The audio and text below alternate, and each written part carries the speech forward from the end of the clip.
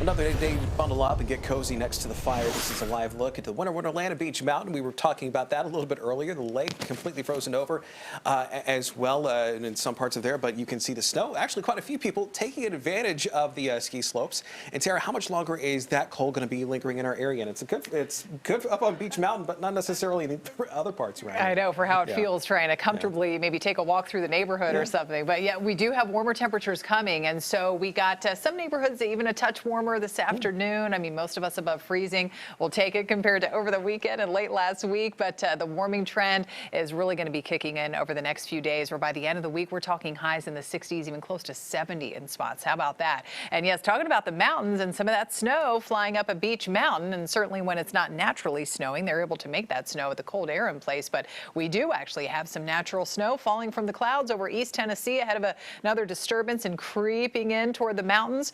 Western North Carolina down through North Georgia, seeing some of that as well. Not expecting any hefty accumulation numbers here, but certainly another nice light coating is possible going into the next few hours, and with still more snow back off to the west ahead of that front and an area of low pressure, we could even see some flakes flying around even the Charlotte metro and down through upstate South Carolina late overnight, about 2, maybe 3 o'clock in the morning or so, and then going into daybreak time or so tomorrow morning. And then it passes on by that disturbance and it's back to sunshine through the afternoon. So just a quick round of clouds moving in today and maybe squeezing out a couple of those snowflakes.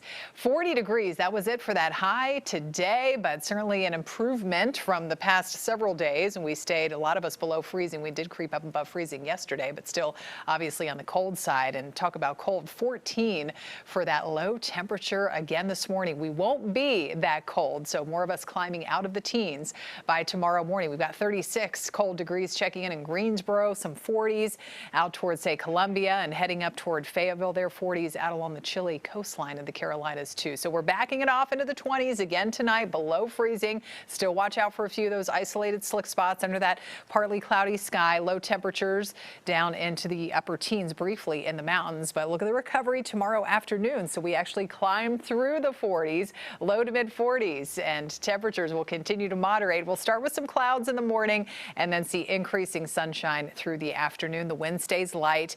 Rain chances, none to be found until, well, Saturday, and that happens to be New Year's Eve. So it does look like this year, as we ring in 2023, and if you're going to be out that day and out later at night at the stroke of midnight, 57 degrees and rainy. That's how it looks at this point in time. Of course, it's only Monday, still several days away. Some of the timing details could change, so keep checking in with us here if you do have some plans going out as we get closer to that and kind of fine tune the timing and the forecast a little bit. But the mountain forecast shows that rain too, and just rain with temperatures that will be a lot warmer, especially for the mountain communities by that time.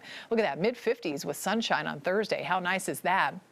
But then 50 degrees with the rainy weather developing on Saturday. So out and about tomorrow with more of that sunshine breaking out once again. We'll top out in the mid to upper 40s from Stanley County and out through the Sandhills, Chesterfield County, about 44, and Salisbury 46 in Gastonia, heading down through the upstate 45 in Mooresville and Polkville, heading up into Stony Point and Taylorsville area, mid 40s, and we'll sit in the upper 40s tomorrow afternoon in Lenoir and Morganton, and a nice climb into the upper 30s. Nice change there up in the mountains for tomorrow afternoon. When do we start topping out in the 60s? Look at that, Thursday and Friday, low 60s, close to 70 for the first day of the new year.